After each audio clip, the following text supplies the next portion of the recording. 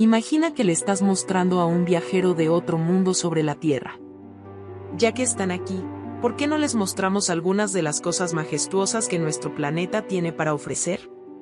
Para comenzar, echemos un vistazo a la aurora boreal danzante.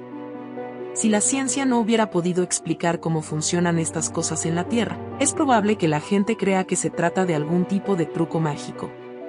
Parece insondable que un fenómeno tan sorprendente pueda resultar de un evento con un potencial tan destructivo. Por lo tanto, ¿por qué no echamos un vistazo más profundo al proceso? Cuando una pieza de plasma es expulsada del campo solar y sale al espacio, se denomina tormenta solar. Lo creas o no, la llamada aurora boreal es la consecuencia de las tormentas solares. Nuestro Sol es una gran bola de helio que continúa liberando parte de su plasma hacia la galaxia.